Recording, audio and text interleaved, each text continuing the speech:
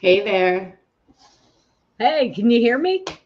I can hear you. Can you hear me? I can. Sorry All about the right, we got tech those issues. technical difficulties out of the way. Happy Tuesday. Yay! Yes, it's been a crazy, crazy week for me. And yeah, can you hear me okay now? I turned I my volume up. can. I'd say, do you Awesome. have your computer back? I do not. Okay. I'm still with Oh, the same computer. And so for that reason, I am like, let me turn this phone on. Do not disturb. I am trying to figure things out until I get it sent away. But so yesterday, I had the joys on a Monday before noon to spill coffee into my. Oh, Deanne, you disappeared on me. To spill coffee into my laptop. So, for those of you listening in, I've had the interesting situation of now having to navigate with a computer that needs to be serviced. And so, how do you send your computer away for service for a whole week? Um, Got to figure out a backup. There you are. You okay. disappeared for a second. I changed things up. Can you hear me okay? Yes, perfect. All right. I hear a little bit of I hear a little bit of feedback. Okay. Yeah, All it's right. good. Roll on. All right. So today we're talking about so I hear all your paperwork too, Deanne. I hear everything in stereo. There you go. All right. I see you now. Okay, is that Okay. better? Yes, we got it together. Oh my gosh, technology. So today we're talking about the human side of growth-minded customer service and support. And so when we think about customer service, we all have our horror stories, but what we want to talk about today is growth-minded customer service and support. So how do we look at the experiences that we have with customer support? How do we look at those and one, identify opportunities for customer service or customer support to be more, shall we say, influential in the user's journey so Yeah. that they experience something that makes them want to stick around, even Yes. if your product sucks.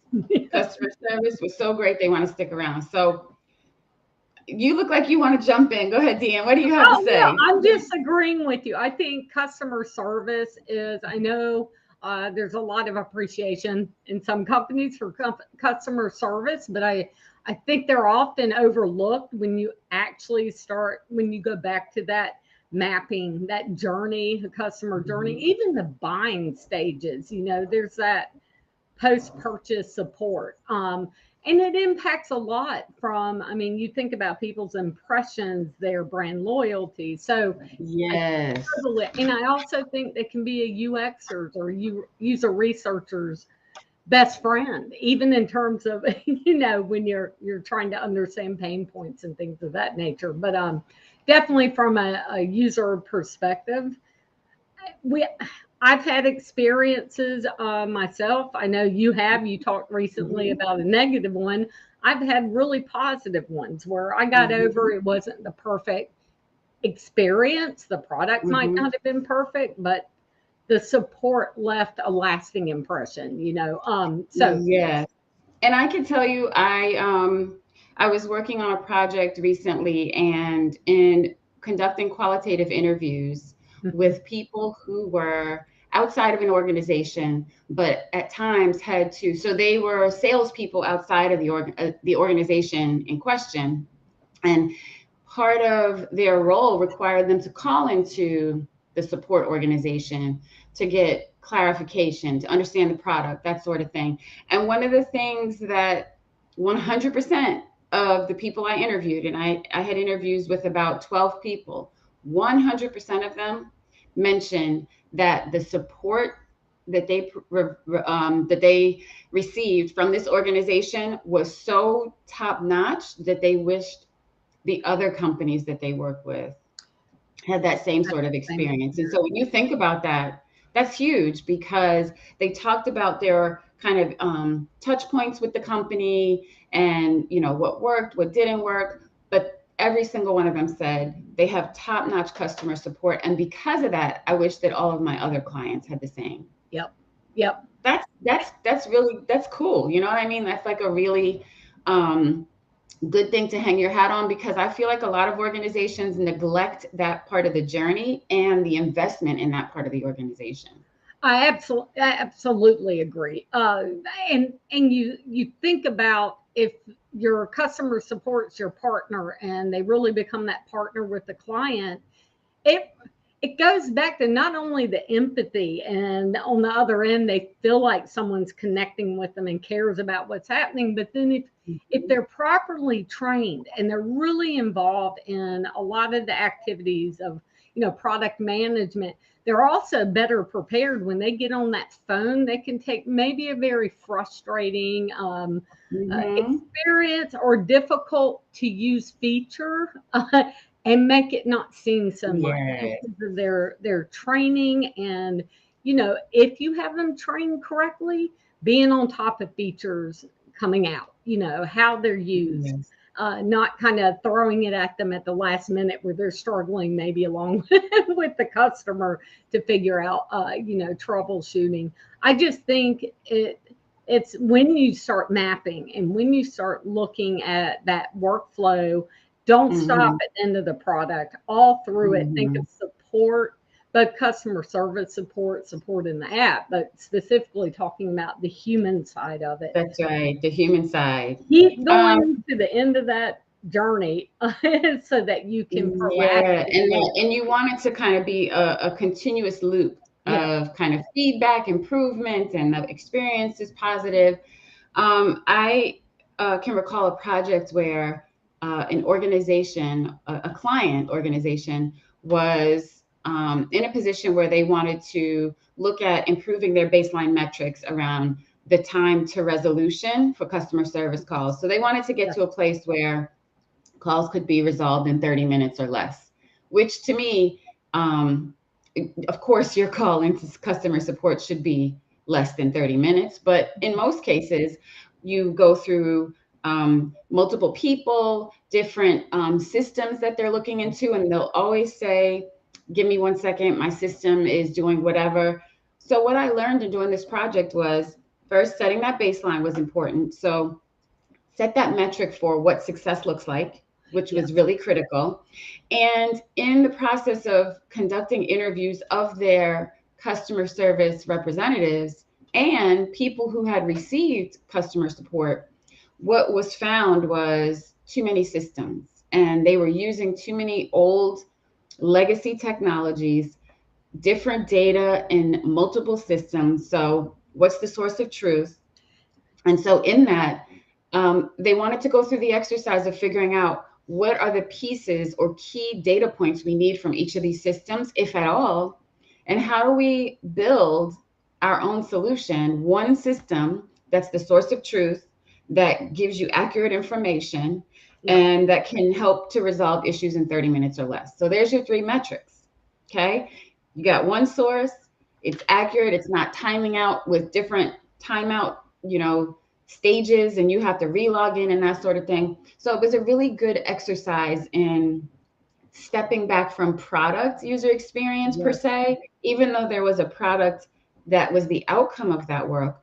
It also required looking at that process right. and looking for those opportunities to figure out where does that application fit and what data points.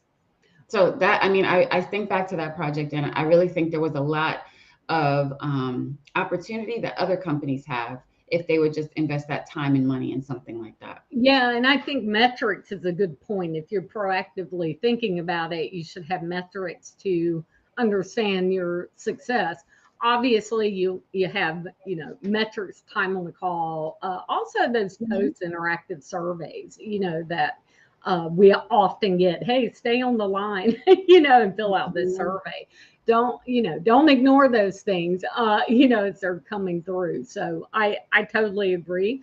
And I think that stat about how many people stay with products, even though a competitor may be Yeah, better, yeah, and that was a Gartner report. I think it was actually 82% reported, yeah. even with a better product and cheaper price, they were going to stick. It was based on a positive, customer customer service experience. experience. So they Yeah. would leave behind the better product experience Mhm. or a company that had a better customer service experience. Right. And that it goes, and I know we're going to talk about it, it's kind of that forming that customer loyalty. I mean, it leads Mhm. that, and the opposite happens. But I won't jump ahead. But But but that's what it's about. when you talk about, and I would love to put this in the caption, when you talk about that first thing that is necessary in loyalty, the first word that comes to mind is empathy. Yes. And you've got to have some level, I'm going to put that in here. You've got to have some level. Oops, I typed a whole bunch of stuff, so forget about it. You have to have some, because my computer is kind of on the fritz. You've got to have that loyalty there, and that loyalty comes from showing empathy, like showing genuine concern. So what I can stand to no end is when the person is reading from the script and they're like, I understand this is really frustrating for you, and blah blah blah, and they go through their whole script, but in the end, my issue's still not resolved. And so Right. showing that true empathy for the person calling in or who you're chatting with, letting them know that you've put yourself in their shoes and you can understand what frustration they're feeling, goes a long way. It does. And as you mentioned too, so does resolving your problem. So again, that loyal, the part of that positive experience, empathy, and then Hmm. having the skill and expertise to be able to gracefully guide that customer through whatever issue they're That's experiencing. right. And that That's goes right. back to that involvement throughout when you think of, uh, is customer service in the sprint demos? Are they in even early? We used to bring them in early wireframing reviews. So by Hmm. the time things were released, they were expert, just like development. They knew exactly the ins and outs. So that I think that's Yeah. really important, the empathy, and then making sure they're equipped with the knowledge and training to, address those concerns. Hmm. Yeah. Um, sometimes things coming in, like you mentioned earlier, sometimes those things coming in from support can be critical to your backlog. And so having Absolutely. that relationship established, but also having that connection around um, some sort of cadence or engagement where you can Yep. check in with individuals on the support team who can help you kind of get ahead of some of those opportunities in terms of improving experiences or Yes. redesigning your applications. Those relationships are really, really critical. They really, yes, absolutely. I mean, they even make your great early testing subject sometimes, Oh, participant. yeah. Not The alone, ones but that have bring them true in. empathy. Yeah. And the ones that have really demonstrated that true empathy are really good participants for your usability testing, Yep. validation testing throughout the way. Yep. Um, so before we go any further, I want to make sure if there's anyone out there listening, what's your name? Where you listening in from? Any questions that you have for us? Um, Today's conversation is an example of where user experience and user and customer research can be influential inside of your organization and impactful within your organization just as well outside of it. So when Mhm. you think about that experience that people are given from inside the organization, people on your user experience team can help inform better processes, effective, data to present in the applications that they're using. So this is a really good conversation, I think, for again, like you said, closing the loop on that journey. Yes. Yep. And not Um, forgetting it. Yeah, I see and not more forgetting people it. in early planning forgetting that that's a Yes. component from a experience perspective. Yes, you need to break it Yes. down and make sure you're ready. So, And to that point, when you think about, like you said, when you bring in your customer service and support folks early on, it's mhm. not just an opportunity for them to see what that product experience or application experience looks like, but it's also an opportunity for them to inform the application design in terms of how to get connected to them more effectively. What Yes. is the best channel, when and where in the application? So there's also that opportunity for them to inform literal touch points within the application. Yep. And features and prioritizations. Mhm. Absolutely. Yes. So let's talk about, let's change the conversation a little bit and talk about AI and the way in which AI can help augment the kind of service experience. Do you have a take on it or a perspective?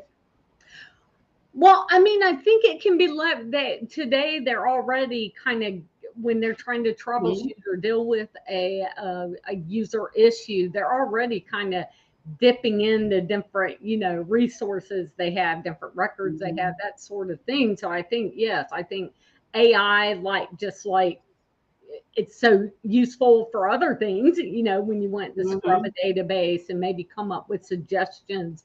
I think it can Mm. accelerate and make it Mhm. more efficient by offering up the right options based on past experience, past data, Oh, wow. that sort of thing. Yes. That's kind of interesting. Is whether or not, and I'm just throwing this out there to be honest, but accelerating, going back to that timing. I don't need to pick up the phone and call you back if I can, Yes. leverage kind of that AI technology to scrub the data we already have to help solve your problem. So I'm just kind of So I throwing that out as one, Yeah, I can see like a option. dynamic knowledge base. Yes. So Yep. what you're saying goes beyond chatbots, because I think a lot of people latch on to chatbots in terms of support, but now you're talking about a dynamic knowledge base. You're talking about the ability to scrub kind of data logs or issue Yeah. logs and Yeah. find opportunities. Those can rise to the top in terms of becoming requirements or areas in that script, if you have to have one, where you can provide guidance on, here are some of the issues or what people may have seen that causes that issue to occur. Yeah. And drill down. So yeah, I guess I was taking a Mhm. look. There's an AI front of support from the user perspective, and then there's Mhm. kind of that AI that the actual support teams can leverage, or could leverage if Yeah, yeah, I needed. like that. Right. So that And, is and, you interesting. know, and what I've seen over the years, for organizations that are trying to be more progressive around leveraging AI and predictive technologies, is the desire to have AI provide recommendations on next best actions. Yes. So, how is it in the context of a service call? How can we use the system to recommend, to point out things that might be opportunities or issues for that Mhm. customer? How do we use the technology to help augment the customer service rep in terms of giving them something else to think about or to pose to the customer that they may not have thought of previously? Yeah, right. Ryan has a really good question. Um, how Hey there, often? Ryan. Hey Hey, there. Brian. So, in your research, how often do companies take inventory of customer service feedback? How often should they? And should each department product launch have some level of before after customer service feedback? Great question. Deanne, you wanna, I'm digesting that and I'm gonna try to get it onto Okay. the So screen. my experience has been it varies tremendously in terms of how often they do it, or even if they do it, or if they even have really consistent ways of logging that feedback. Mhm. So, I've had, in fact, a very recent client where one thing we ended up focusing on how they were logging that information so that it could be analyzed. It was too, so that brings up a great point. It was so all over the place. It was so not, it, the lack of consistency made it impossible to start pulling through and theming, Mhm. okay, this is a problem consistently, that sort of thing. Uh, And the same thing with how often should they do it. I think that can vary too, depending on the type of product, your release cadence. You've got But Saturday. definitely at product launch, wouldn't you say that? What's that? After, like, well, definitely that period of time after product launch when you Or started to get, feature launch. yeah, Yes, or and feature that's what I launch. mean. That can vary if people are having 2-week sprints and really, Mhm, there's some cloud-based products where every 2 to 4 weeks they're releasing mhm, a feature. You might, just get a database set up, and in that case, yeah, I think after every release, definitely you should have it. But it mhm, should also be whatever. I think that's where the team gets together and figures out what's a good cadence. But a mhm, bigger point to me in that question is make sure you formally have some kind of cadence set up and not just on a yeah. whim every now and then, or a new UX, or we come into a project and go, have you looked at your customer data? Right, right. Um, so I think it needs to be, it's more of, there needs to be more focus on when we do this, and it is part of our process from a product management perspective. Exactly. I would add to that and say definitely think about passive and active feedback. So passive feedback might be analytics or feedback widgets that you have in your application, and that looking at that data might be a quarterly exercise where someone that owns some level of decisions around that product, they're looking at that data on a quarterly or semi-annual basis to kind of see, are there trends that they should be aware of. I also think that, like to your point, looking at that launch, that period post launch, when issues start to arise. And I think this is where that connection to support comes in. Because if your customer service team is seeing trends or they are having more issues come in, that might be an uptick in usage, but also it might be a consistent issue that you need to get ahead of in a Yes. future sprint, like in one of the next sprints. And it might change the priority of what the team's about to work on. So definitely define a cadence as a team, but also force yourselves to say, we got to look at this data at least quarterly or semi-annually just to make sure that we're kind of checking in, especially with that passive data. Yes.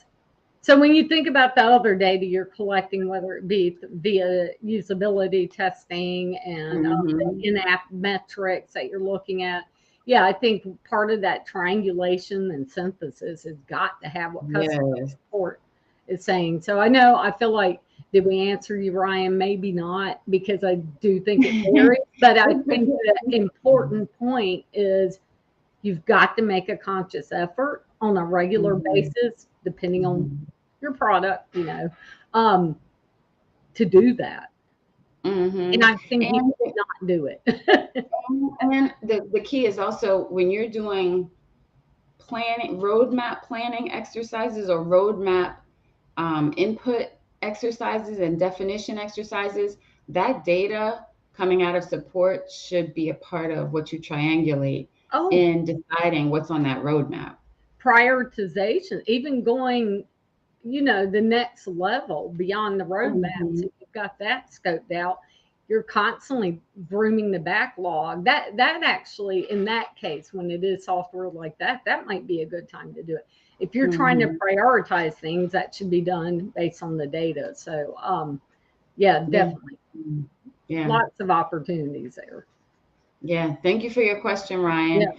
Um, Anyone else? Any questions out there? We're talking about customer service and support and how you can look at utilizing that connection or touch point with your customer as an opportunity to influence their perception of your brand.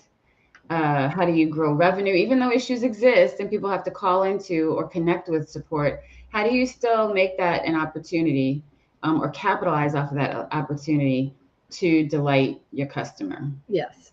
And I like the word opportunity because I think that's how it needs to be looked at, not as a Mhm, complete negative. Support and service is going to have to be there, mhm, but as an opportunity. This is the opportunity to ease those pains, develop empathy. I mean, show empathy, and then develop that customer loyalty. That's So right. That's anyway, right. happy customers. They get off the phone, they're That's happy right. answers or problems resolved. So That's right. Just like me spilling the coffee in my keyboard yesterday, after talking to the young lady in support, she got me set up for someone to come out to check the computer today. And then she realized, I guess several hours later, that that was not possible, and that, I had to look into plan B. But in that, she called me back, and she went out of her way to call from a number that was not familiar. And what she said to me in that conversation was, "Thank you for answering my call." So she called me back and she said, "Thank you for answering my call," which are two things. I've been in situations where customer support just sent out an email that said, "Sorry, your appointment was canceled." And then I had to figure out how to get it rescheduled. So right. that was one of those opportunities for me to look at that company and brand as closing that service loop where they could, and trying to help me get to figure out what plan B could be. Yep. Go ahead. You want to take this one, Deanne? Oh, so yep, another good one, Ryan. What are one or two areas customer service support can impact? How can they impact growth, both regrowth, current customers, and new growth? Where could data you already have access to through customers impact growth? So I think this one kind of goes back to so if it's that existing, you have that existing customer base, you're going to have some existing support data. I see. So where could that data you already have access to impact growth? Well, one, I think it helps tremendously if you have things logged, and we're going to focus just on customer support and not all the other, since that's today. But if you have those issues logged and you have customer service engaged, I can tell you almost every customer service agency has some kind of logging they're doing based on calls. Again, if it's consistent, it makes it easy, much easier. But that data tells you a lot. That you can get a tremendous amount of data just from those logs by analyzing them and looking at trends. So, what are some of the most common problems people are calling with? That can actually help you prioritize things. When Kenya was talking about the roadmap, and I was talking about even down to backlog grooming and putting things in the backlog to prioritize, those logs, those call logs can provide a lot, and that would be existing customers, a lot of data.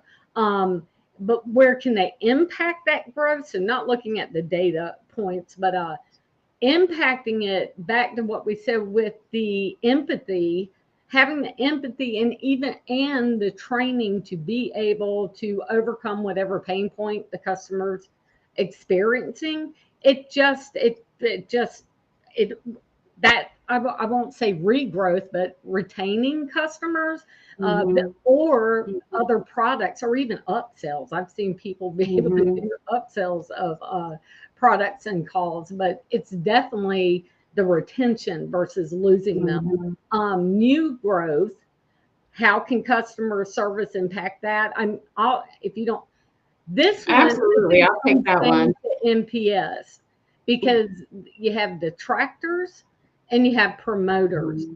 And if you get off if they have a negative experience, they could become not only they're not going to stay with your brand or purchase from your brand, they're actually going to go actively discourage people. A Yeah. Yeah. promoter will go actively help Yeah. you with that new growth. But go ahead. That NPS is key. I Yeah. think also in looking at the empathy part of things, if you're having a conversation with someone during a support call, and they are starting to use words like, "Why doesn't it do this?" or "I wish that it could," in that resolution process, if they start to talk about things that kind of go off on a different path, but relate to the capability that's in your system, they're starting to give you insights into where they see integrations or where they see capability that maybe doesn't exist, or an upsell opportunity. Yes, ma'am, that's a really, great point. If you pay for the next highest tier, you will gain Exactly. access to that capability. So I think that when you have that empathetic conversation and you start to pull out of that person on the call, like the root of what they're expecting or looking for, in your system that they're not getting, that that becomes like ding ding ding, oh my goodness, these are opportunities that I need to take back to the product team. So, looking at that type of information is important. And I think that NPS, like Deanne mentioned, I think looking at those promoters and detractors, which comes through those surveys at the end of would you recommend, or were Mhm. you happy with this experience, that kind of thing, that tells you a lot around whether or not that person is going to be a promoter or not. Right, right. And that So those will are impact that growth of new business growth. absolutely. Absolutely. So when we think about that AI conversation, I think that's a good one because um, delighting people in that frustration, because most of the time we call service or customer support because we're frustrated about something, we're trying to get to something and we can't.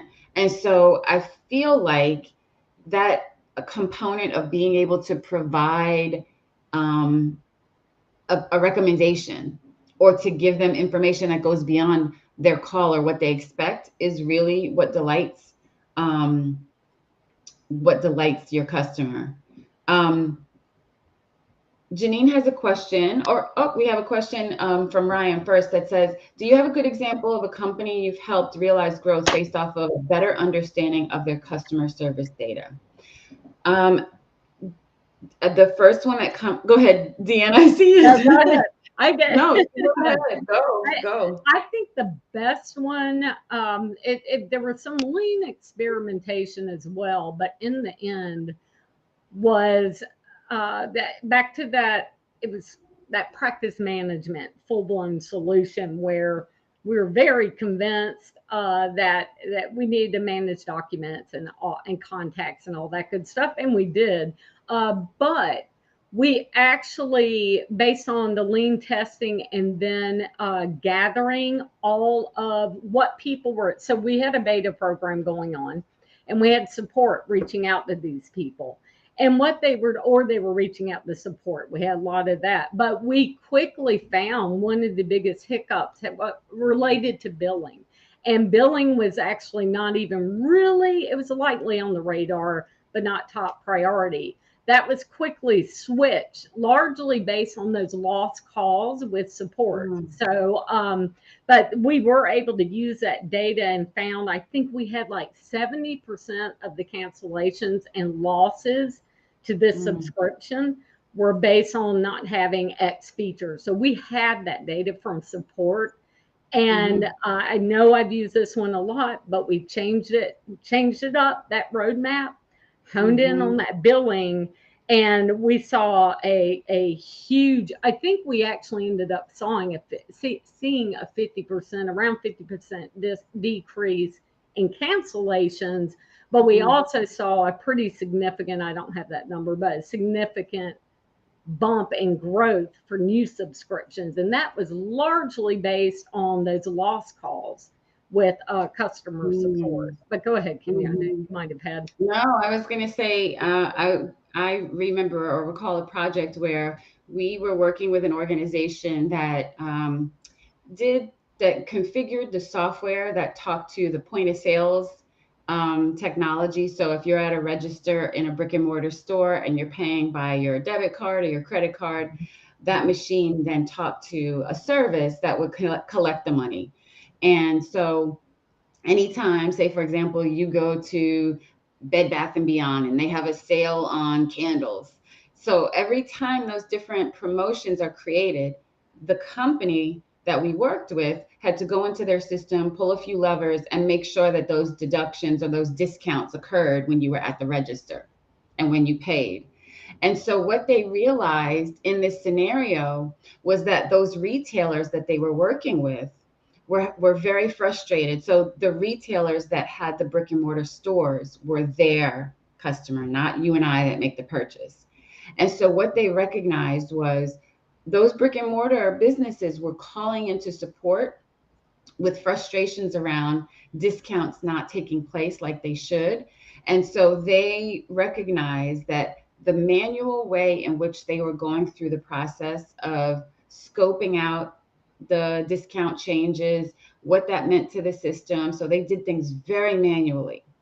And because they kept getting calls that those discounts weren't applying in time, especially think about Black Friday Mm-hmm. or Labor Day holiday sales, what they had to do was automate that process. And so once they automated that process of request submission, the analysis of what was that level of effort to change in the to make the changes in the system, they were able to see a 50% increase in or a 50% reduction in the number of support calls related to those issues because they automated processes on the back end. Okay. So what you're talking about was a direct correlation, and I hate to use the word correlation or causation, but a direct relationship between making sure that you're listening to that feedback and then recognizing, hey, we can do things differently inside. And it wasn't just about the system, it was about the way in which they went through that entire scoping That process, process. receiving the request, that sort of thing. So Yep. that was a big one because for them, it was difficult to get ahead of those support calls, especially with a lean team that was receiving those calls. They were part of the planning team as well. Yep. Yep. So that's a good That's a good question. one. Um, so Janine asked the question, can you talk a little bit about customer personas? What are some methods to align personas and Joni maps to customer demographics and preferences? How can we use digital channels to improve our services in these areas? That's a lot going on there. So let's see if we can break this one down. So when we think about the customer journey, their journeys may differ based on the persona.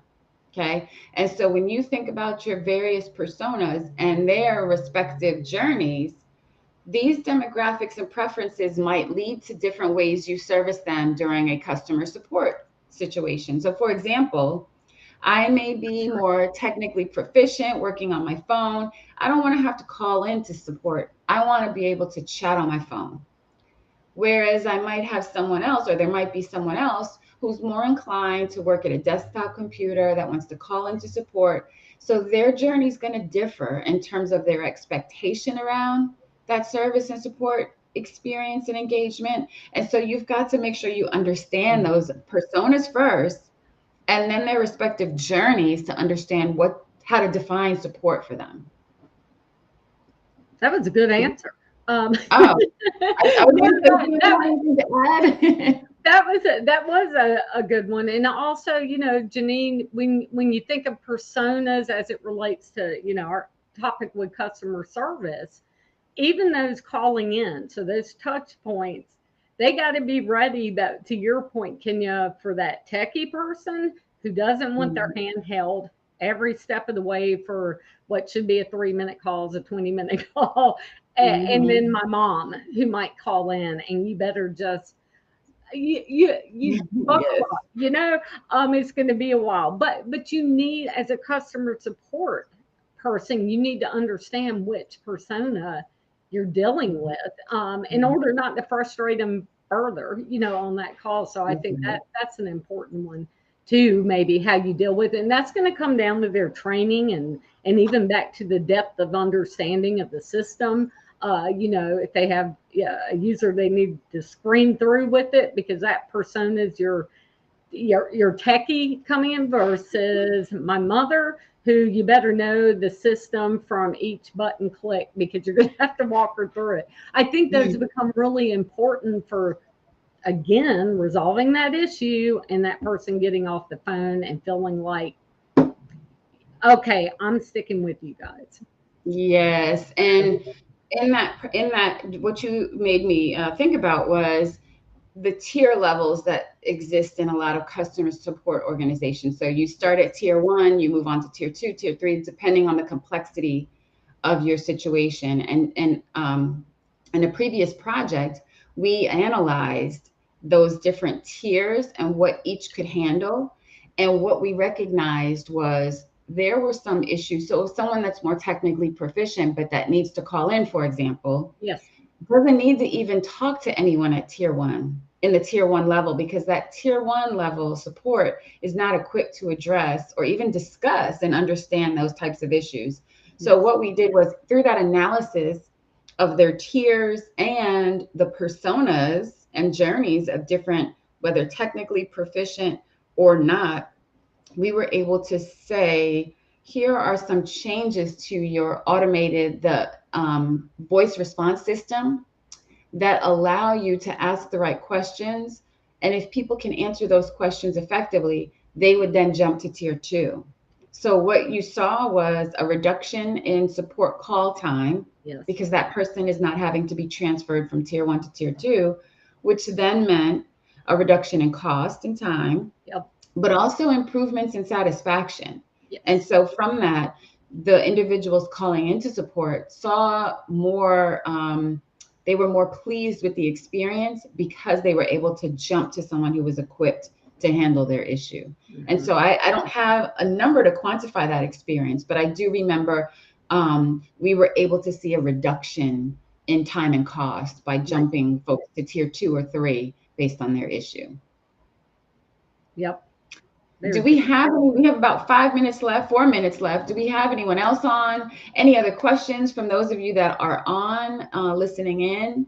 The AI piece, I want to, as those questions come in, one thing that I've been thinking about is when we look at the opportunity for AI, I think when we look at companies that have vast amounts of data, there's an opportunity for them to look at how do they use that data in a way, in a more intelligent or smart way, Yes. to serve up insights that help with not only resolving issues from a customer service standpoint, but also new feature capabilities. So Yes. when you think about how do you present metrics, those metrics might be informed by support calls that came in. And so when you think about those opportunities, it's not just about the recommendations, it's also about the opportunity to look at how that data can help enhance your applications, your solutions that people are using. Okay, did you want to read this question? Or you want me to read? It's my turn. I don't want to put you on the spot because I think when you're reading it, it's easier for me to digest it. So vice versa. So giving giving customer options for a variety of interactions when communicating with both human interaction and AI, and being able to switch between different tools. Yes, Janine, that's exactly right. You want people to be able to switch. If they want a bot and it's something simple, great. If not, give them the opportunity to talk to a human. Next question, we have about 2 minutes left. Do customer service teams run into issues by using AI as a first level data collection tool, or is that accepted now in the digital world we're in? Are there any big no-nos? That's a good one. So when you talk about those bots, those chat bots, I do think it's okay to use a chat bot as your first line of defense, but let me, as the person on the other end, know that I'm speaking to a bot. So when you have the bot say, "Hi, Kenya, how are you today? I hope you're doing well." And then I realize as the conversation progresses that it's not a human being, I would have liked for you to tell me up front that I'm not communicating with a human being, because I'm not going to try that hard to make it conversational. Deanne, do you have anything to add to that? I don't think I have anything to add to it. Do customer service run in it? I don't think I do. But in terms of, but in all honesty, Ryan, when it comes to the customer service teams using AI as a first level collection tool, I don't know. I think we're just now starting to see them leverage that stuff more and more. So I couldn't say 100%, what issues they're going to run into, or what those big no-nos might be. Aside, I hear what you're saying, Kenya, but from the customer, sir, I know your data is everything, so that's a big no-no. If you have either biased data sources or inaccurate data sources, and you're leveraging that, you haven't thought out that data that's feeding into your AI system, that can definitely possibly create. But I haven't really seen enough yet in terms of the actual support people leveraging it to have any trend personally with the data where they're running into any significant issues when that's their first, Mm-hmm. first go-to tool. First thing. So I would say, go ahead. Were you going to say Oh, something? that's it. I was going to say, so in that data collection process, again, if you're looking to collect very straightforward, closed-ended data, I think it's okay. Where if the data is more um, open-ended, where someone's response can include a lot of words, and the AI is trying to pull out keywords. I think to Deanne's point, we may not be in that place yet where the AI is savvy enough to know or extract, or maybe it is, but I think that you've got to test that out first and make sure that what it's gleaning from the information that's being input into the system or uploaded into the system is what it's gleaning from that data accurate enough based on if a human being had looked at that data. So doing that level of comparison, I suspect that we're getting there if we're not there yet, but I think it requires some level of validation. Yeah, and that's any of So those AI models. Yeah. any of those, Mhm. exactly. So we are at the end of time. Oh, yeah. So glad we were able to have today's conversation. Send over any topics you have for us, questions you have for us. Thank you again for listening today, and we will see you next week. Bye. Hi.